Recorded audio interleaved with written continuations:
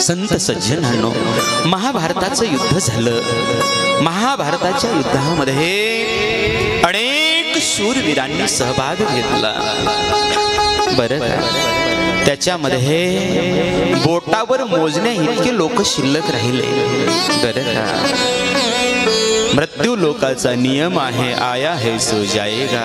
या न्यायानं सगळे निघून गेले, युद्धामध्ये मरण पावले. बोटावरती मोजण्या इतके लोक शिल्लक राहिले महाभारताच्या युद्धामध्ये. आणि मग त्याच्यामध्ये 5 पांडव राहिले. दुर्योधन अजून जिवंत आहे. अश्वत्थामा जिवंत आहे का? चिरंजीव आहे ना तो. अश्वत्थामा बलिर्व्यासो, आहे का नाही? 7 चिरंजीवामध्ये अश्वत्थामा आहे. काय श्लोक आहे तो? अश्वत्थामा बलिर्व्यासो हनुमान विभीषणः कृप परशुरामश्च सप्तैति चिरंजीविनः. 7 चिरंजीव सांगितले या जगतामध्ये. बरं का, त्याच्यामध्ये अश्वत्थामा आहे. ज्या ठिकाणी दुर्योधन पडलेला आहे त्या ठिकाणी अश्वत्थामा गेला. दुर्योधनाला सांगितलं अश्वत्थामेने, मित्रा, अरे मला जर सेनापती केलं असतंस तर युद्ध आपल्या बाजूने राहिलं असतं. अजूनही वेळ गेलेली नाही, मला सेनापती कर. दुर्योधनानं सांगितलं अश्वत्थामा, ब्राह्मण पुत्र आहेस, मूर्ख आहेस का रे?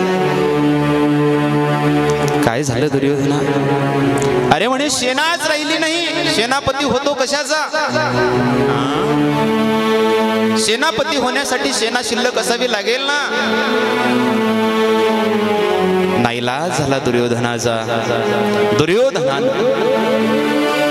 तिथंच त्या अश्वत्थाम्याला रक्ताचा तिलक केला. चल अश्वत्थाम्या, आजपासून तू सेनापती. ब्राह्मण पुत्र आहे, गुरुपुत्र आहे, पण संगतीनं बाधला माय बाप. अश्वत्थाम्यानं ठरवलं, या पांडवांनी कपटानं माझ्या वडिलांचा घात केलाय. बरं, कसा घात केला होता?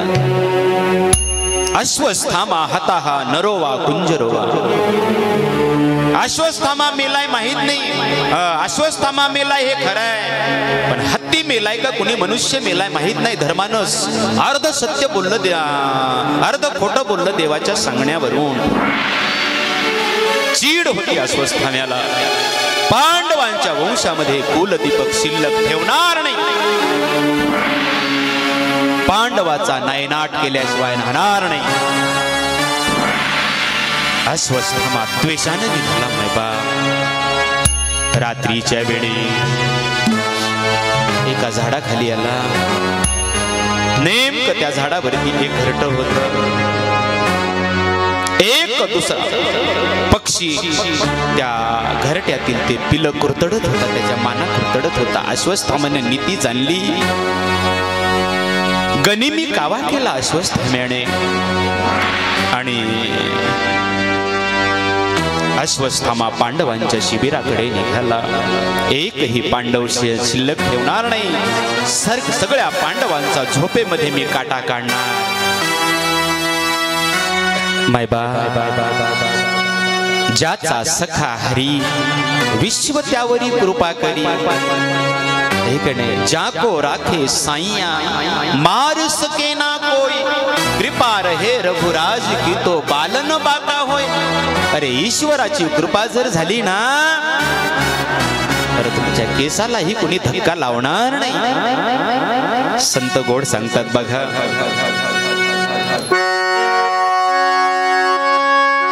देव राखे त्याला मारील कोण. देव राखे त्याला मारील कोण. देव राखे त्याला मारील कोण. देव राखे त्याला मारील कोण.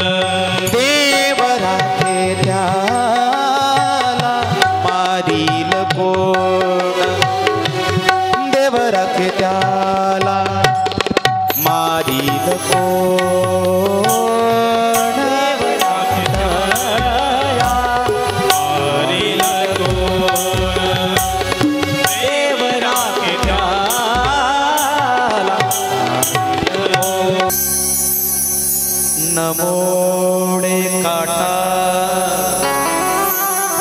हिंडता वण, काय कळत नाही त्या ईश्वराला.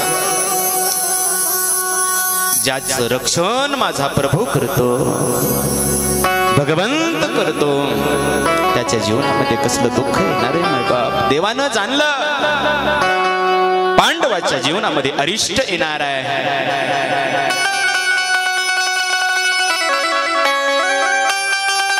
पाच पांडवांना घेऊन माझे भगवंत यमुनेच्या वाळवंटामध्ये फिरण्यासाठी गेले. तेवढ्यामध्ये अश्वस्थामा द्वेषानं आला. हातामध्ये खडग अश्वस्थाम्याच्या.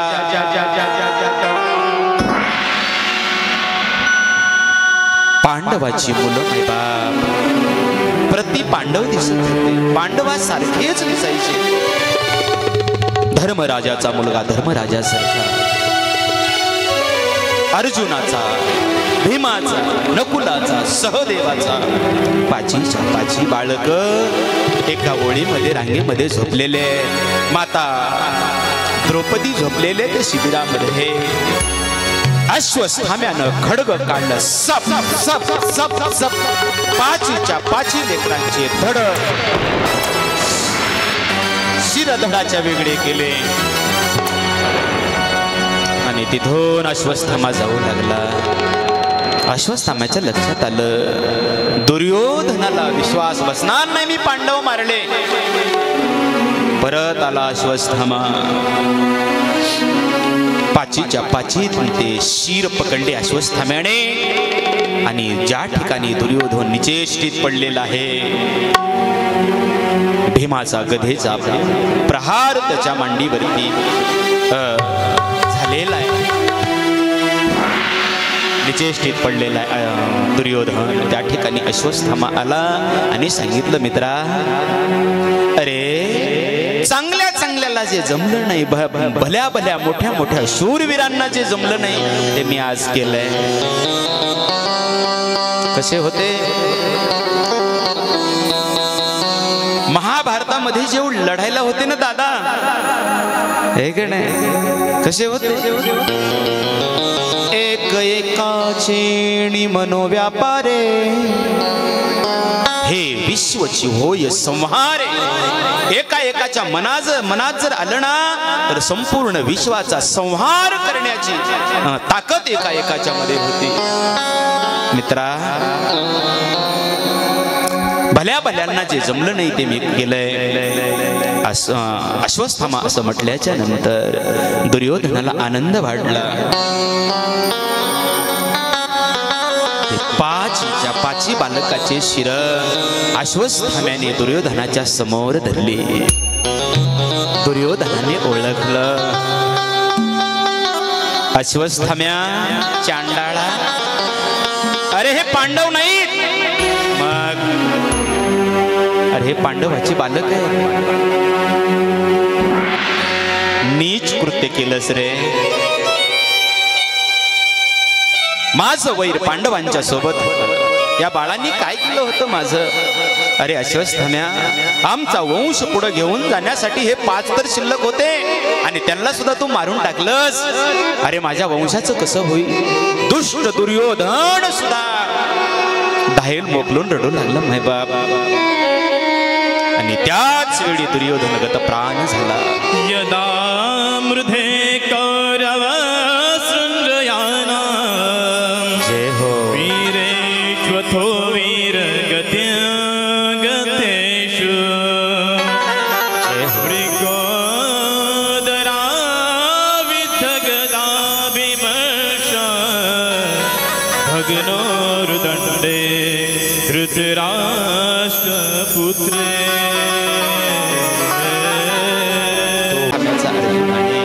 अश्वस्थामा पकडला आणि द्रौपदीच्या समोर आणून उभा केला.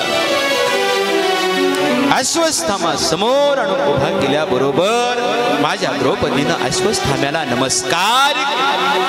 माहित आहे पाचीच्या पाची बालक अश्वस्थाम्यानं मारले तरी सुद्धा द्रौपदीनं नमस्कार केला. धर्म संस्कृती शिकवते. विचारलं द्रौपदे तुझ्या 5 बालकांचा हा हत्यार आहे, हा आतताई आहे, बाल घातकी आहे, याला नमस्कार करतेस? द्रौपदीनं उत्तर दिलं. द्रौपदीनं सांगितलं नाथ हा माझ्या बालकांचा हत्यारानंतर आहे म्हणे. मग अगोदर हा गुरुपुत्र आहे आणि गुरुपुत्र हा गुरुच्या ठिकाणी असतो म्हणून मी याला नमस्कार केला. बरं म्हणून तर नाव घेतलं जातं ना द्रौपदी मातेचं. ऐकणे पंचकन्या स्मरे नित्यम महापातक नाशनम. कोण आहे त्या? अहिल्या द्रौपदी सीता तारा मंदोदरी तथा पंचकन्या स्मरे नित्यम महापातक नाशनम.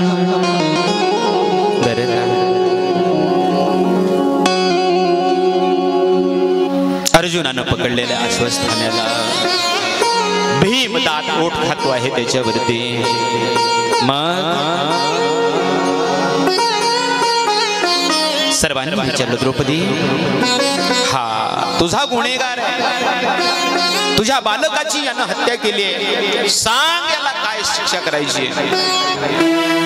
द्रौपदीनं हात जोडून सांगितलं नाथ याला सोडून द्या. सगळे आश्चर्यानं द्रौपदी मातेकडे पाहू लागले. सोडून द्या? का सोडून द्या? सांगितलं म्हणे याचे वडील जिवंत नाहीत. बरं कोणाचा पुत्र आहे अश्वस्थामा?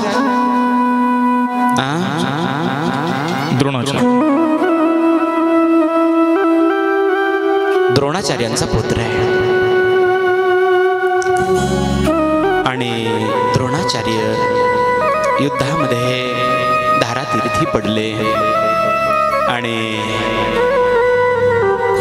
द्रोणाचार्याची पत्नी आणि अश्वस्थामा दोघंच.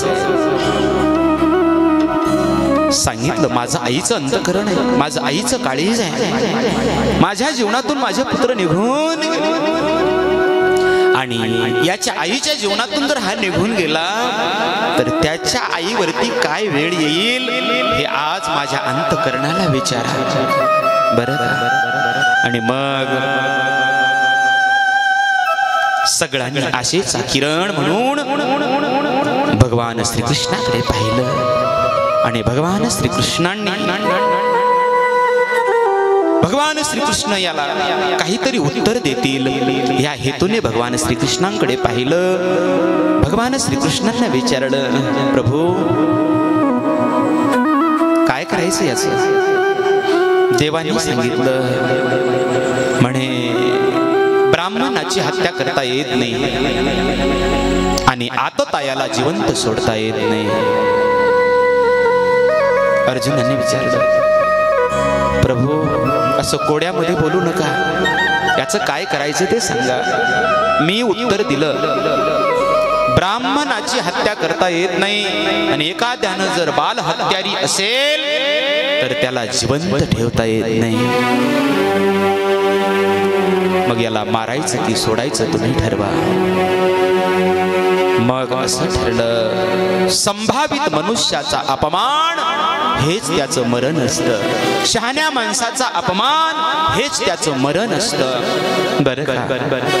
आणि मग अश्वस्थाम्याच्या डोक्यामध्ये एक दिव्य मणी होता, तो काढून घेतला, त्याची शिखा कापली आणि अश्वस्थाम्याच्या डोक्याचे 5 पाठ काढले आणि अश्वस्थामा सोडून दिला. त्याचा अपमान हेच त्याचं मरण आहे. बरं का? अश्वस्थामा तिथून द्वेषानं निघून गेला आणि अश्वस्थाम्याच्या मनामध्ये राहिलं या पांडवांनी माझा अपमान केला, या अपमानाचा सूड घेतल्याशिवाय मी राहणार नाही. आणि मग ती सूड प्रवृत्ती अश्वस्थाम्याच्या मनामध्ये कायम राहिली. कायम पुढे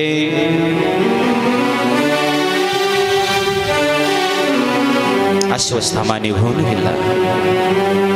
भगवंत ही आता द्वारकेला जायच्या तयारीमध्ये आहेत. अशामध्ये माता उत्तरेच्या गर्भामध्ये एक बालक वाढतो आहे. कोण उत्तरा?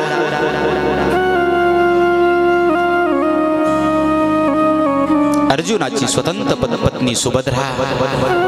सुभद्रेपासून अभिमन्यू नावाचा मुलगा झाला अर्जुनाला. बरं. आणि अभिमन्यू चक्रव्यूहामध्ये मरण पावला.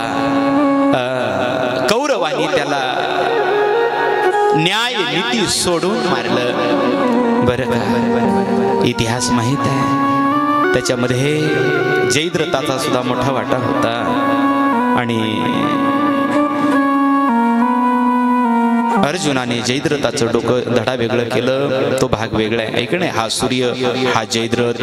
मला सांगायचंय, अर्जुनाचा मुलगा अभिमन्यू, सुभद्रा पुत्र अभिमन्यू महाभारताच्या युद्धामध्ये चक्रव्यूहामध्ये सापडला आणि धारातीर्थी पडला. आणि त्याची पत्नी उत्तरा त्यावेळेस गर्भ होती. प्राचीन काळामध्ये सती जाण्याची प्रथा होती. पण कधीपर्यंत? जर एखादा पुरुष मरण पावला तर त्या साध्वी स्त्रीला त्याच्या शरणावरती सती जावं लागायचं. पण त्याच्यातून कोण सुटायचं नाही बाप? ज्याच्या पोटामध्ये त्या पुरुषाचा गर्भ वाढतो आहे ती मात्र तिला सती जाता येत नव्हतं.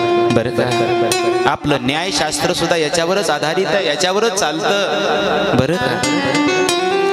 एखाद्या स्त्रीनं जर गुन्हा केला आणि तिला जर मृत्यूदंडाची जर शिक्षा झाली तर तिची मेडिकल टेस्ट केली जाते.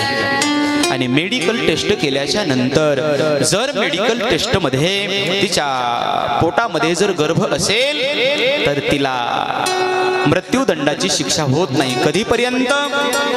तो गर्भ 9 महिने 9 दिवसाचा पूर्ण होईपर्यंत. आणि जन्माला घालायचं त्या बाळाला. त्या बाळाचं 5 वर्षापर्यंत संगोपन करायचं त्या मातेनं. आणि एखाद्या आश्रमामध्ये त्याला यथायोग्य सोडायचं. आणि मग ती मृत्यूदंडाला पात्र होते. बरं का? जाता आलं नाही उत्तरेला अभिमन्यूच्या त्या शरणामध्ये. मग उत्तरेच्या पोटामध्ये गर्भ वाढतो आहे. एक बालक वाढत आहे. आणि अशामध्ये कुंतीने भगवंताची स्तुती केली असा विषय येतो. वेळ किती सांगावं वेळ कमी पडतो कथेला. बरं. स्तुती केली भगवंताची. युधिष्ठिराने सुद्धा शोक केला. आणि अशामध्ये काय युधिष्ठिराने शोक केला? त्याचं कारण आहे, ज्या वेळेस धर्मयुद्ध पांडव जिंकले आणि हस्तिनापुराचं राज्य पांडवांच्याकडे आलं. धर्मराज युधिष्ठिर सिंहासनावरती बसले. आणि एके दिवशी प्रकार काय झाला? रात्रीच्या वेळी भगवंत त्या दालनामध्ये फिरत असताना नेमका धर्मराजाच्या महालातून ओक्साबोक्सी रडण्याचा आवाज येऊ लागला. कोण रडत असेल बरं यावेळी? कानोसा घेतला माझ्या भगवंताने. आणि माझे भगवंत धर्मराजाच्या त्या महालाकडे गेले. धर्मराजाला विचारलं, धर्मराज का रडताय? काय कारण आहे? धर्मराजानं सांगितलं, काय करायचं हे रक्तरंजित राज्य? याच्यामध्ये अनेक स्त्रिया विधवा झाल्या, अनेक लेकरं पोरके झाले.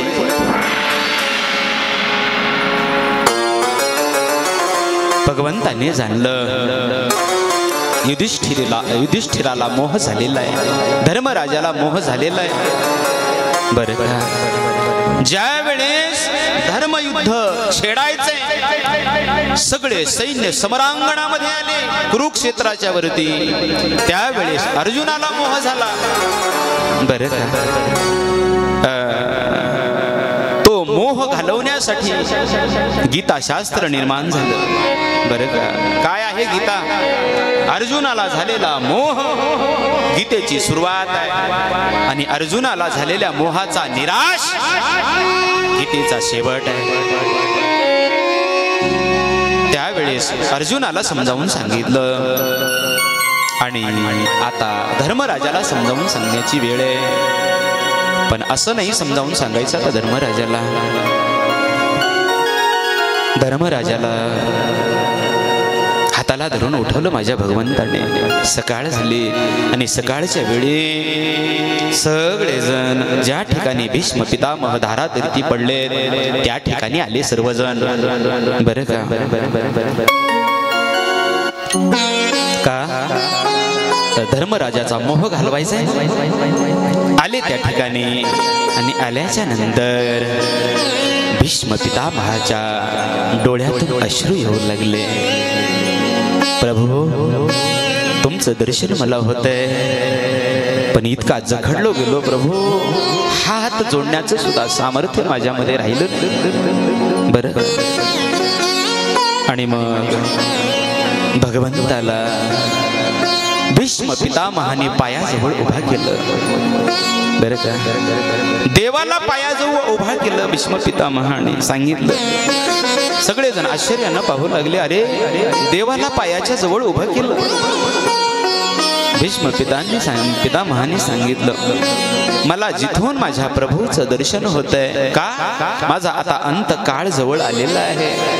ज्या ठिकाणाहून मला माझ्या प्रभूचं दर्शन होतंय त्या ठिकाणी मी माझ्या प्रभूला उभं केलंय. आणि मग मोठ्या सजल नेत्राने भीष्म पितामह प्रभूकडे पाहू लागले. बरं आणि मग अशामध्ये सांगितलं धर्मराजाला राजे युधिष्ठिर ज्ञानाचा सूर्य अस्ताला जात आहे. जर काही विचारून घ्यायचं असेल तर विचारा. बरं का मग तिथं सुद्धा धर्मराजाने अनेक प्रश्न विचारले. सांगू तुम्हाला विष्णू सहस्त्रनामाची निर्मिती तिथंच झाली. धर्मराजाला उपदेश केला विष्णू सहस्त्रनामाचा आहे का नाही. ओ विश्वं विष्णुर्वषट्कारो मग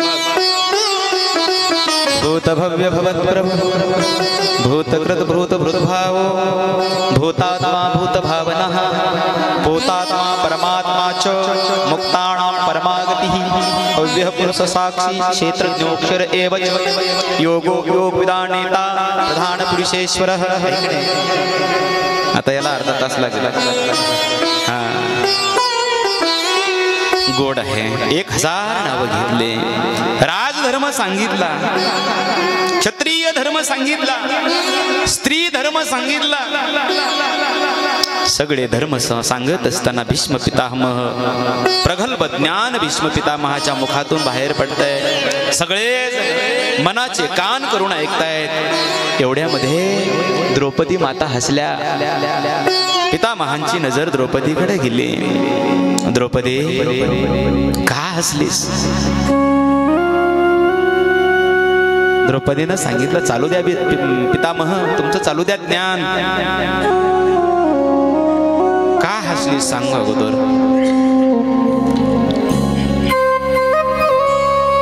कुलीन घराण्यातली स्त्री विनाकारण हसत नाही.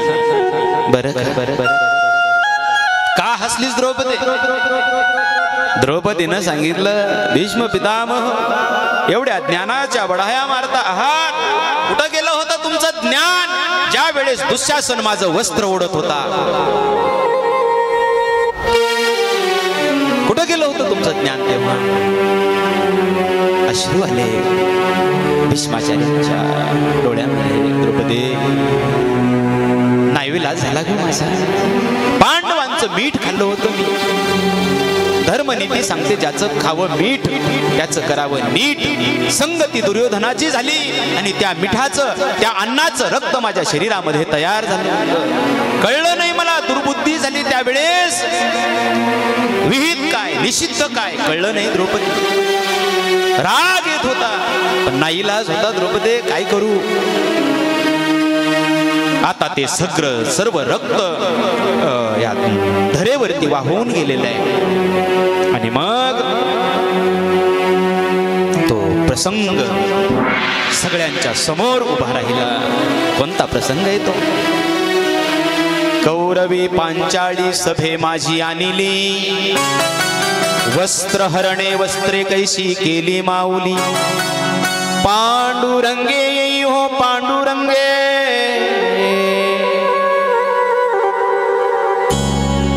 ज्या वेळेस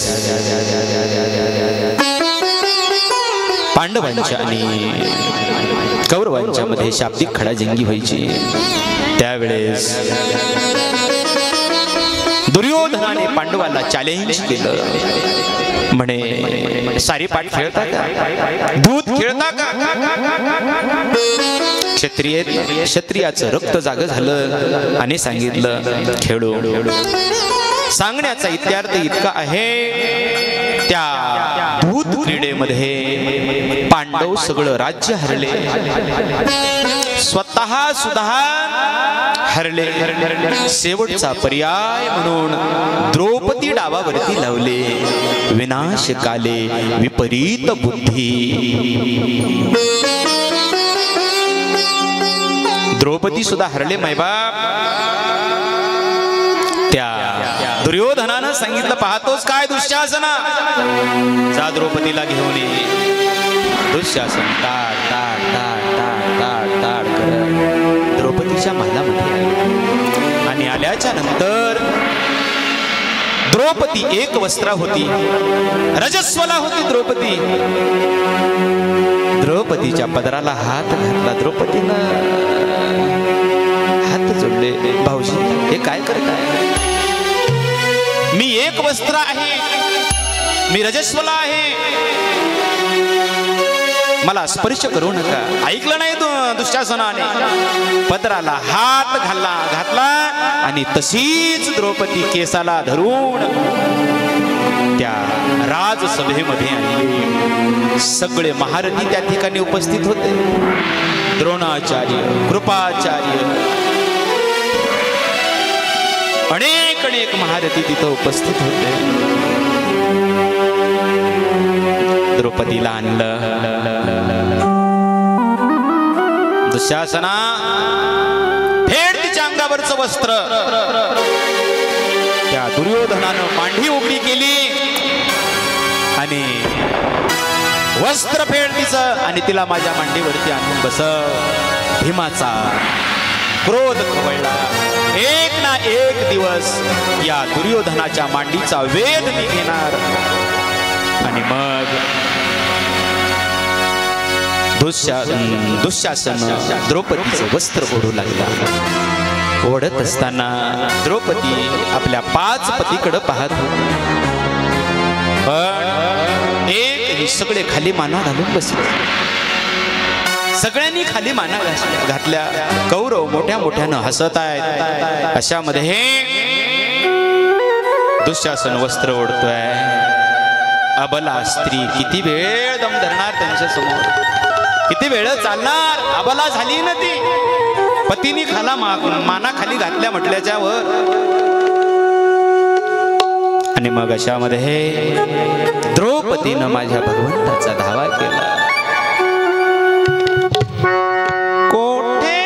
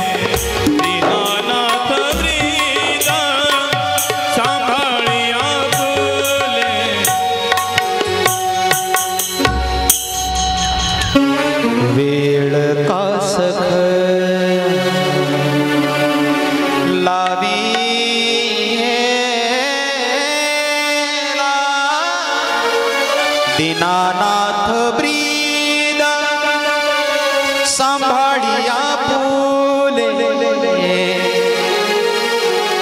अरे तो सगळ्यांचं जो तुला शरण येतो त्याचं तू रक्षण करसोस अशी तुझी ब्रीदावळी आहे. दीनानाथ ते ब्रीद तू सांभाळ. आणि मग माझ्या भगवंताने त्या ठिकाणी एक अवतार घेतला, त्याला अंबर अवतार असं म्हणतात बघा. अंबर अवतार घेतला. वस्त्र हरणे वस्त्रे कैसी झाली माऊली. देवानं द्रौपदीची लज्जा रक्षण केली. कशी केली? वस्त्रच झाला देव बरं का. दुःशासन ओढतोय ओढतोय ओढतोय ओढतोय ओढतोय. किती जरी वस्त्र ओढले तरी वस्त्र संपत. माझ्या द्रौपदीचं लज्जा रक्षण केलं माझ्या प्रभूनं बरं का. देवाची मोठी गंमत आहे बघा. तो अगोदर घेतो आणि मग देतो. का वस्त्र पुरवलं? एकदा असाच कुंभमेळा भरला होता प्रयागराजच्या ठिकाणी. आणि अशामध्ये खाली दुर्वासा स्नान करत होते. दुर्वासाची लंगोटी निघून गेली. अगदी थोड्यामध्ये सांगतो बरं का. देव घेतो आणि पुन्हा नंतर देतो. दुर्वासाची लंगोटी निघून गेली. द्रौपदीचं लक्ष गेलं. अरे दुर्वासाच्या लज्जा रक्षणाची लंगोटी निघून गेली. दुर्वासा त्या पाण्यामध्ये गुडगुडतायत. जाऊन बघा त्या प्रयागराजच्या ठिकाणी आहे का नाही. गंगेचं पाणी इतकं थंड आहे, इतकं थंड आहे. हा द्रौपदीनं आपल्या वस्त्राची ते फाडलं आणि खाली सोडलं. दुर्वासाने ते घेतलं आणि आपलं लज्जा रक्षण केलं. तेवढ्यासाठी देवानं एवढे वस्त्र द्रौपदीला पुरवले बरं का. पुरवतो देव अगोदर घेतो.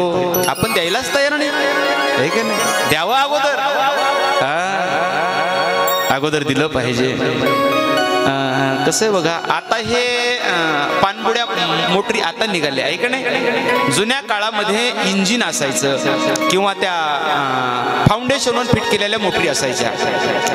आठवतात ना जुन्या मोटरी. त्याला खाली बांगडी पाईप असायचा किंवा लोखंडी पाईप असायचा. मग ते विहिरीतलं पाणी वर काढण्यासाठी काही वेळेला काय व्हायचा प्रकार बघा. ते खाली जीभ असायची. फुटबॉल असायचा खाली. होता का नाही. मग ती काय वेळेला काय व्हायची. ती जीभ पाणी सोडायची खाली सोडायची ना. मग त्याच्यासाठी काय करावं लागायचं. एका शेणामध्ये शेण कालवायचं आहे का नाही. आणि त्या पाईपामध्ये ओतायचं. आणि त्या पाईपाचं ते शेणाचं खालच्या पाण्याचं कनेक्शन झालं रे झालं की बटन दाबल्याबरोबर पाणी ओढायचं. जोपर्यंत तुम्ही टाकत नाही मध्ये तोपर्यंत पाणी वर यायचं नाही. एकदा का बकेटभर बादलीभर पाणी मध्ये टाकलं की अख्खी विहीर रिकामी व्हायची. तसंच आहे देवाचं. एवढं द्या आणि अनंत पटीनं घ्या बरं का. कोण म्हणतो देव देत नाही. देतो देव. पण आपली बी त्याला काहीतरी अंतकरण समर्पित करण्याची तयारी पाहिजे ना. दिलं पाहिजे देवाला. दिलं पाहिजे. बऱ्याच जणांचा समज आहे कुठं देव काय देव की हे की नाही. कसा ईश्वर. अच्युतम केशवम कृष्ण दामोदरम राम नारायणम जानकी वल्लभम. कौन कहते हैं भगवान खाते नहीं. कौन कहते हैं भगवान खाते नहीं. बेर शबरी के जैसे खिलाते नहीं. त्या शबरी मातेकडं देवाला देण्यासाठी पात्र नव्हतं. पात्र पण सांगू पात्रता होती. पात्रता महत्वाची जीवनामध्ये. तुमचं सोन्याचं ताट आहे. काय करायचंय. जाळायचं रे त्याला. पण भक्ती नाही, भाव नाही, अहंकार आहे. मी किती देवपूजा करते की हे का नाही. काय माता मोलक महाराज बघा. मी हरिपाठ केल्याशिवाय पाण्याच्या थेंबाला शिवत नाही हे का नाही. आणि घरचा हरी दाऱ्यावर लावते आणि त्याला दिवस दिवस उपाशी ठेवते. काय जाळायचं तुझ्या हरिपाठाला. महाराज मी महादेवाला पाणी घातल्याशिवाय बघा साधा चहा सुद्धा पित नाही. आणि घरचा महादेव गेला बोंबलत. काय उपयोग आहे त्या पूजेचा? देवाला अंतःकरण समर्पित करा. कोण कहते है भगवान